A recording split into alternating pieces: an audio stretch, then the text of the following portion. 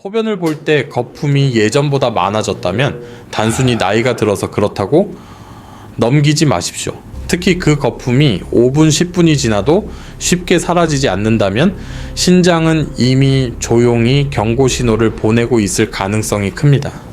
문제는 대부분의 어르신들이 통증이 없다는 이유로 이 신호를 너무 늦게 알아차린다는 점입니다. 저 전문의로서 거의 30년 동안 노인에 대한 연구와 치료에 헌신해 왔습니다. 진료실에서 수많은 어르신들을 만나며 공통적으로 느낀 점이 하나 있습니다. 신장은 정말 참고 또 참다가 어느 순간 한꺼번에 무너진다는 것입니다. 그래서 저는 아프지 않다는 말보다 소변이 예전과 달라졌다는 이야기에 더 귀를 기울입니다. 얼마 전 경기 지역에 사는 68살 어르신이 제 진료실을 찾으셨습니다. 아침 첫 소변에 거품이 유난히 많이 생기고 예전보다 오래 남는 것 같다고 하셨습니다. 하지만 대수롭지 않게 여기고 몇 달을 그냥 지내셨다고 합니다. 밤에 화장실에 가는 것이 싫어서 물을 일부러 줄였고 갈증이 심할 때만 몇 모금 드셨다고 솔직하게 말씀하셨습니다. 많은 어르신들이 고개를 끄덕일 이야기입니다. 검사를 해보니 아직은 초기 단계였습니다. 당장 투석이나 강한 약이 필요한 상태는 아니었지만 분명히 지금부터 조심하지 않으면 안 되는 시점이었습니다. 저는 그분께 약 이야기보다 먼저 아주 기본적인 질문을 드렸습니다. 요즘 하루에 물은 어떻게 드시고 계십니까? 그 질문 하나에서 생활 습관의 방향이 보이기 때문입니다. 지금 이 영상을 보고 계신 여러분께도 같은 질문을 드리고 싶습니다. 지금 어디에서 이 영상을 보고 계신가요? 그곳은 지금 몇 시인가요? 그리고 오늘 물은 몇 잔이나 드셨나요? 댓글로 남겨주셔도 좋습니다. 저는 그 답을 통해 여러분의 신장 상태를 정확히 진단할 수는 없지만 어떤 방향으로 설명을 드려야 할지는 충분히 알 수 있습니다. 오늘은 과장된 이야기를 하지 않겠습니다. 기적을 약속하지도 않겠습니다. 다만 소변 거품이 왜 생기는지 그리고 많은 어르신들이 놓치고 있는 아주 기본적인 한 가지, 바로 매일 마시는 물을 어떻게 바꿔야 신장이 덜 힘들어지는지 실제 진료 현장에서의 경험을 바탕으로 차분히 말씀드리겠습니다. 앞서 말씀드린 그 어르신 이야기로 다시 돌아가 보겠습니다. 그분은 계속 이렇게 질문하셨습니다. 선생님, 저는 물만 조금 덜 마셨을 뿐인데 왜 소변에 거품이 생긴 겁니까? 이 질문은 아주 중요합니다. 왜냐하면 많은 어르신들이 소변 거품을 단순히 일시적인 현상으로 생각하지만 실제로는 수분 섭취와 신장 부담이 밀접하게 연결되어 있기 때문입니다. 신장은 우리 몸에서 혈액을 거르는 필터 역할을 합니다. 혈액 속에 있는 노폐물은 버리고 몸에 필요한 성분은 다시 돌려보내는 일을 하루 종일 쉬지 않고 합니다. 그런데 물이 부족해지면 혈액이 점점 진해지고 신장은 더 큰 압력으로 혈액을 걸러야 합니다. 이 과정이 반복되면 아주 미세한 필터에 틈이 생기기 시작하고 그 틈으로 단백질이 새어나옵니다. 그 결과가 바로 소변에서 쉽게 사라지지 않는 거품입니다. 여기서 중요한 점이 하나 있습니다. 물을 적게 마신 하루 이틀이 문제가 되는 것이 아닙니다. 문제는 몇 달, 몇 년 동안 이어진 습관입니다. 특히 밤에 화장실 가는 것이 싫어서 혹은 소변이 자주 마려운 것이 불편해서 의도적으로 물을 줄이는 경우 신장은 매일 조금씩 더 무거운 짐을 지게 됩니다. 겉으로는 아무 증상이 없어 보여도 속에서는 서서히 지쳐가고 있는 것입니다. 진료실에서 저는 이런 말씀을 자주 드립니다. 목이 마를 때 물을 마신다는 것은 이미 늦은 신호입니다. 갈증은 몸이 보내는 경고음이지 신호가 아닙니다. 특히 나이가 들수록 갈증을 느끼는 감각 자체가 둔해지기 때문에 스스로는 충분히 괜찮다고 생각해도 실제로는 만성적인 탈수 상태에 가까운 분들이 많습니다. 그 어르신께도 저는 이렇게 설명드렸습니다. 지금 이 단계에서는 약보다 먼저 신장을 덜 힘들게 만드는 환경을 만들어주는 것이 중요합니다. 그 환경의 가장 기본이 바로 물입니다. 하지만 여기서 많은 분들이 다시 묻습니다. 그럼 많이 마시면 되는 건가요? 아닙니다. 신장은 양보다 방식에 훨씬 민감합니다. 어떻게, 언제, 어떤 온도의 물을 마시는지가 훨씬 중요합니다. 이제부터는 소변 거품을 단순한 증상이 아니라 신장이 보내는 생활습관 점검표라고 생각하셔도 좋겠습니다. 그리고 그 점검표에서 가장 먼저 확인해야 할 항목이 바로 매일 마시는 물입니다. 다음 이야기에서는 왜 같은 물이라도 차가운 물보다 따뜻한 물이 신장에 덜 부담이 되는지, 그리고 실제로 어르신들께 적용할 수 있는 방법을 구체적으로 말씀드리겠습니다. 앞부분에서 물을 마시는 방식이 신장을 살릴 수도 지치게 할 수도 있다고 말씀드렸습니다. 그럼 자연스럽게 이런 질문이 나옵니다. 선생님, 물이면 다 같은 물 아닌가요? 겉으로 보면 맞는 말입니다. 하지만 신장은 생각보다 훨씬 예민한 기관이고 물의 온도에도 분명히 반응합니다. 진료실에서 제가 가장 자주 바로잡는 습관 중 하나가 바로 차가운 물입니다. 많은 분들이 갈증이 날 때 시원한 물을 단번에 많이 마시는 것이 몸에 좋다고 생각합니다. 그러나 나이가 들수록 차가운 자극은 혈관을 순간적으로 수축시키고 그 여파는 고스란히 신장으로 전달됩니다. 신장은 혈관 덩어리이기 때문에 이런 반복적인 자극은 필터에 부담을 줄 수밖에 없습니다. 반대로 미지근한 물, 즉 몸의 온도와 크게 다르지 않은 물은 혈관에 큰 자극을 주지 않습니다. 혈액이 비교적 부드럽게 흐르고 신장은 안정된 압력에서 여과 작업을 할 수 있습니다. 이것이 제가 약보다 먼저 물부터 바꾸라고 말씀드리는 이유입니다. 특별한 성분이 들어있어서가 아니라 신장이 덜 힘들게 일할 수 있는 환경을 만들어 주기 때문입니다. 앞서 말씀드린 그 어르신께도 저는 아주 단순한 제안을 드렸습니다. 아침에 일어나자마자 차갑지 않은 물 한 컵을 천천히 마셔보시라고요. 그리고 낮 동안에는 한 번에 많이 마시려고 하지 말고 몇 모금씩 나누어 드시라고 권했습니다. 처음에는 이렇게 조금 마셔서 도움이 되겠습니까? 하고 반문하셨습니다. 하지만 중요한 것은 양을 채우는 것이 아니라 부담을 줄이는 것입니다. 특히 아침 첫물은 신장에게 하루의 시작을 알려주는 신호와도 같습니다. 밤사이 수분이 부족해진 상태에서 갑자기 차가운 물이 들어오면 신장은 깜짝 놀라듯 반응합니다.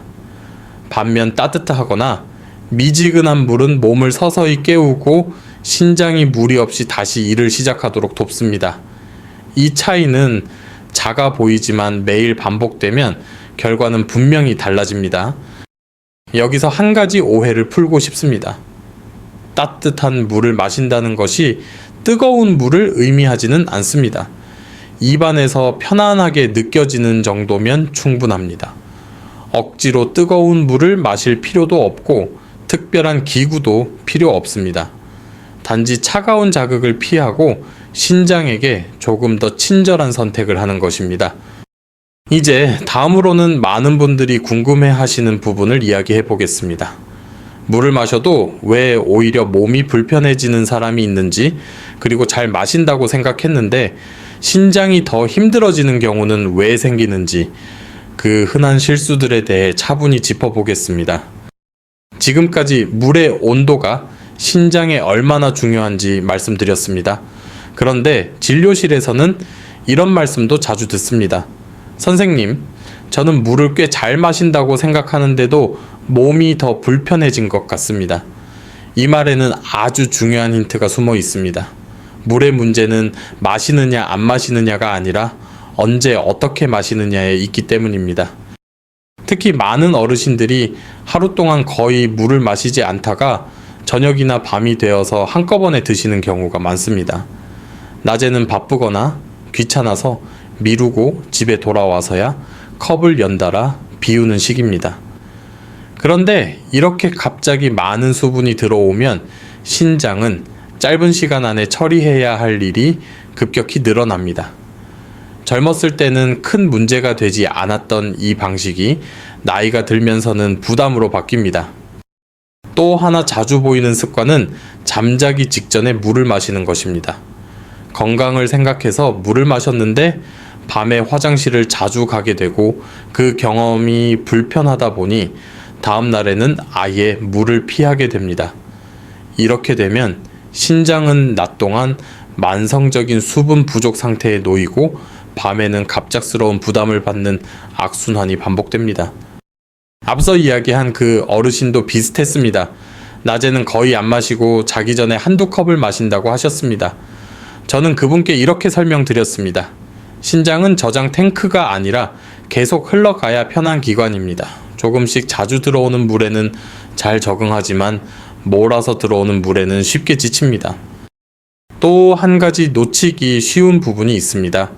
많은 분들이 커피나 진한 차 혹은 무가당 음료를 물처럼 생각하고 계십니다. 하지만 이런 음료들은 수분 섭취를 완전히 대체하지 못할 뿐 아니라 일부는 오히려 인뇨 작용으로 신장에 부담을 줄 수 있습니다. 본인은 마셨다고 느끼지만 몸은 충분히 적셔지지 않은 상태가 되는 것입니다. 이 단계에서 제가 꼭 드리고 싶은 말씀은 하나입니다. 물을 잘 마신다는 것은 건강 정보를 많이 알고 있다는 뜻이 아니라 내 몸의 리듬에 맞게 조정하고 있다는 뜻입니다. 신장은 하루 종일 일정한 환경을 좋아합니다. 갑작스러운 변화보다 예측 가능한 흐름을 훨씬 편안해합니다. 이제 다음 이야기에서는 많은 어르신들이 선의로 선택하지만 실제로는 신장을 더 힘들게 만드는 대체 음료들에 대해 말씀드리겠습니다. 물 대신 선택한 그것들이 왜 오히려 거품료를 악화시킬 수 있는지 실제 진료 경험을 바탕으로 차분히 설명드리겠습니다. 이쯤 되면 많은 어르신들께서 마음속으로 이런 질문을 하십니다. 그럼 물에 뭔가를 넣어 마시면 더 좋지 않나요? 진료실에서도 정말 자주 듣는 질문입니다. 레몬, 물, 식초, 물, 각종 건강음료, 심지어 신장에 좋다는 이름이 붙은 차까지 선택지는 너무 많아 보입니다. 하지만 저는 이 질문에 늘 같은 답을 드립니다. 신장은 단순함을 가장 좋아합니다. 신장은 화려한 재료나 강한 자극을 필요로 하지 않습니다. 오히려 그런 것들이 반복되면 부담이 됩니다. 특히 소변에 거품이 생기기 시작한 단계에서는 추가 성분이 들어간 물이 도움이 되기보다는 오히려 변수가 될 수 있습니다. 레몬이나 식초처럼 산도가 강한 재료는 위에는 상쾌하게 느껴질 수 있지만 매일 반복해서 마시면 일부 어르신들에게는 속 불평함이나 전해질 균형의 문제를 일으킬 수 있습니다. 앞서 말씀드린 그 어르신도 한동안 몸에 좋다는 이야기를 듣고 아침마다 레몬 물을 마셨다고 하셨습니다. 처음에는 개운한 느낌이 들었지만 시간이 지나면서 속이 쓰리고 소변이 더 자주 마려워졌다고 하셨습니다. 저는 그분께 이렇게 말씀드렸습니다. 지금 신장에 필요한 것은 자극이 아니라 안정입니다. 그래서 다시 아주 기본으로 돌아가자고 제안했습니다. 그 기본이란 아무것도 섞지 않은 물입니다. 다만 물을 마시는 행위 자체가 부담이 되지 않도록 온도와 양속도를 조절하는 것이 핵심입니다. 만약 물의 맛이 너무 밋밋해서 마시기 어렵다면 아주 얇은 사과 한 조각 정도를 잠시 담갔다가 빼는 정도는 큰 문제가 되지 않습니다. 하지만 이것은 어디까지나 선택이지 필수는 아닙니다. 특히 주의하셔야 할 것은 건강음료라는 이름이 붙은 것들입니다. 달지 않다고 해서 안전한 것은 아닙니다. 일부 음료에는 칼륨이나 특정 미네랄이 상대적으로 많이 들어있어 신장 기능이 떨어진 어르신들에게는 오히려 부담이 될 수 있습니다. 또 농축된 형태의 음료는 양은 적어 보여도 신장이 처리해야 할 성분은 훨씬 많습니다. 제가 진료실에서 반복해서 드리는 말씀은 이것입니다. 지금 단계에서는 더하는 것보다 빼는 것이 먼저입니다. 신장이 지쳐 있을 때는 무엇을 먹고 마실지 고민하기보다 무엇을 덜어낼지부터 생각하는 것이 훨씬 안전합니다. 물은 치료제가 아니라 환경입니다. 그 환경이 단순하고 안정적일수록 신장은 본래의 일을 더 오래 더 잘 해낼 수 있습니다.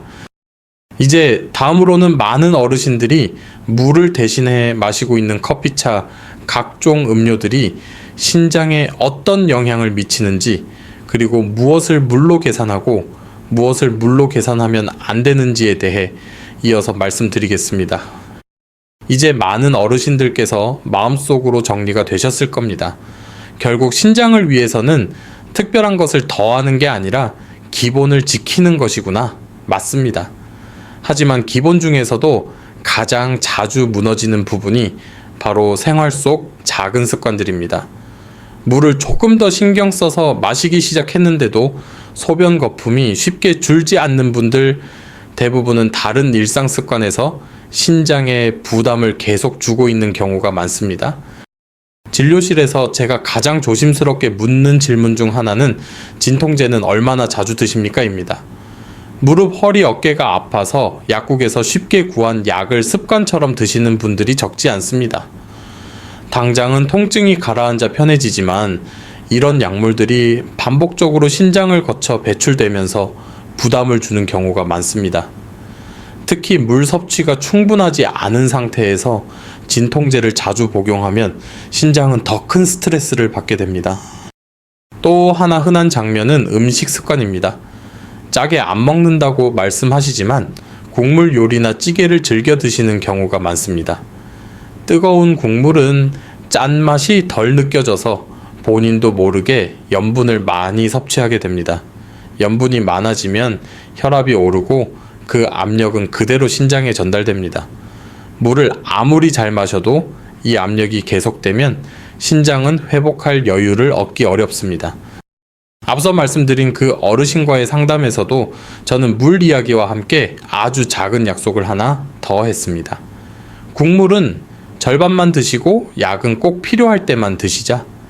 처음에는 너무 소소해 보이는 변화처럼 느껴졌지만 몇 달 후 다시 만났을 때 그분은 이렇게 말씀하셨습니다. 선생님, 거품이 전보다 덜 보입니다. 큰 변화는 아니었지만 분명한 방향의 변화였습니다. 여기서 제가 강조하고 싶은 것은 속도입니다.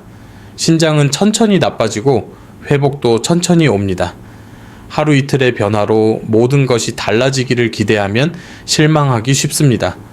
하지만 물을 마시는 방식, 약을 대하는 태도, 음식을 선택하는 기준이 조금씩 바뀌면 신장은 그 변화를 분명히 느낍니다. 이제 다음으로는 많은 어르신들이 가장 헷갈려 하시는 주제로 넘어가 보겠습니다. 커피나 차는 물로 계산해도 되는지, 그리고 어떤 음료는 왜 물을 마신 것처럼 느껴져도 신장에는 도움이 되지 않는지에 대해 차분히 설명드리겠습니다. 이 부분을 이해하시면 하루 수분 관리가 훨씬 명확해질 것입니다. 이제 많은 어르신들이 가장 헷갈려 하시는 질문으로 넘어가 보겠습니다. 선생님, 커피나 차도 물로 계산해도 됩니까?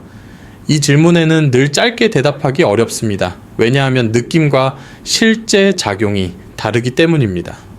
입으로 들어갈 때는 분명 액체이지만 신장이 받아들이는 방식은 물과 같지 않습니다. 커피를 예로 들어 보겠습니다. 아침에 커피 한 잔을 마시면 화장실을 더 자주 가게 된다는 것을 대부분 경험해 보셨을 겁니다. 이는 커피에 들어있는 성분이 인뇨 작용을 자극하기 때문입니다. 즉, 들어온 양보다 더 많은 수분을 밖으로 내보내는 방향으로 몸이 반응할 수 있습니다. 그래서 커피를 마시고 나면 물을 마신 것 같은데도 오히려 몸이 마른 느낌이 드는 분들이 있습니다. 신장 입장에서는 휴식이 아니라 추가 업무가 되는 셈입니다. 차도 비슷한 경우가 많습니다. 연한 보리차나 옥수수차처럼 자극이 적은 차는 비교적 부담이 덜할 수 있지만 진한 녹차나 홍차를 자주 마시는 습관은 신장을 계속 자극할 수 있습니다. 특히 소변에 거품이 생기기 시작한 단계에서는 이런 자극이 작게 보일지라도 누적되면 영향을 줄 수 있습니다. 앞서 이야기한 그 어르신도 처음에는 물 대신 커피를 마신다고 말씀하셨습니다. 하루 동안 물은 거의 안 마시고 커피를 몇 잔 마셨으니 충분하다고 생각하셨던 겁니다. 저는 그분께 이렇게 설명드렸습니다. 커피는 음료이지 신장을 쉬게 하는 물은 아닙니다. 그 말을 듣고 나서야 비로소 하루 수분 섭취를 다시 점검하기 시작하셨습니다. 여기서 중요한 기준 하나를 드리고 싶습니다. 마신 뒤에 입이 개운해지고 소변색이 점점 옅어지며 몸이 편안해진다면 신장에 부담이 적은 선택일 가능성이 큽니다. 반대로 마신 뒤에 입이 더 마르고 소변이 진해지거나 잦아진다면 그것은 물을 마신 것이 아니라 자극을 준 것에 가깝습니다. 그래서 저는 어르신들께 이렇게 권해드립니다. 커피나 차를 완전히 끊을 필요는 없습니다. 다만 그것을 물로 계산하지는 마십시오. 물은 물로 따로 챙기고 커피와 차는 즐김의 영역으로 분리하는 것이 신장을 보호하는 데 훨씬 안전합니다. 이제 다음으로는 하루에 얼마나 마셔야 하느냐보다 더 중요한 질문, 즉 내 몸에 맞는 수분량을 어떻게 판단할 것인가에 대해 이야기해 보겠습니다. 이 기준을 알게 되시면 숫자에 집착하지 않고도 훨씬 편안하게 물을 관리하실 수 있습니다. 지금까지 우리는 소변 거품이라는 작은 신호에서 시작해 물을 어떻게 마셔야 신장이 덜 힘들어지는지까지 차근차근 살펴봤습니다. 여기까지 들으신 분들 중에는 이렇게 느끼시는 분도 계실 겁니다. 생각보다 별거 아니네. 그냥 물을 조금 더 신경 쓰라는 이야기구나. 맞습니다. 하지만 바로 그 별거 아닌 것 같은 차이가 시간이 지나면 신장의 미래를 크게 갈라놓습니다. 제가 진료실에서 오랫동안 지켜본 바로는 신장을 지켜낸 분들의 공통점은 대단한 치료를 받은 것이 아니었습니다. 매일 마시는 물을 조금 바꾸고 무심코 반복하던 습관을 하나씩 정리했을 뿐입니다. 반대로 아직 괜찮다며 신호를 넘긴 분들은 어느 순간 갑자기 선택지가 줄어드는 상황을 맞이하곤 합니다. 그래서 저는 늘 이렇게 말씀드립니다. 신장은 우리에게 시간을 벌어주지만 그 시간을 무한히 주지는 않는다고요. 앞서 이야기한 그 어르신은 지금도 특별한 약을 드시지 않습니다. 다만 아침에 일어나면 미지근한 물 한 컵으로 하루를 시작하고 낮 동안 조금씩 나누어 물을 마시는 습관을 유지하고 있습니다. 곡물과 짠 음식은 자연스럽게 줄었고 진통제도 꼭 필요할 때만 드십니다. 최근 검사에서도 큰 변화는 없지만 더 나빠지지도 않았습니다. 신장에서는 이것이 가장 중요한 결과입니다. 이 영상을 통해 제가 전하고 싶은 메시지는 단순합니다. 소변 거품은 공포의 신호가 아니라 방향을 바꿀 수 있는 신호입니다. 오늘부터 물을 어떻게 마실지, 오늘 밤에 물을 일부러 참을지 말지 그 작은 선택들이 쌓여 내일의 신장을 만듭니다. 지금 시작해도 늦지 않습니다. 마지막으로 한 가지 꼭 말씀드리고 싶습니다. 이 영상은 의학적 진단이나 치료를 대신할 수는 없습니다. 증상이 지속되거나 걱정이 된다면 반드시 의료진과 상담하시기 바랍니다. 다만 오늘 이야기한 내용들이 여러분이 스스로를 돌보는 데 작은 기준이 되기를 바랍니다. 지금까지 함께 해주셔서 감사합니다. 도움이 되셨다면 좋아요와 구독으로 응원해 주시고 댓글로 지금 계신 곳과 이 영상을 보신 시간을 남겨주셔도 좋겠습니다. 저는 여러분의 이야기를 통해 다음 이야기를 더 정확하게 준비하겠습니다. 여러분의 신장은 아직 충분히 지킬 가치가 있습니다.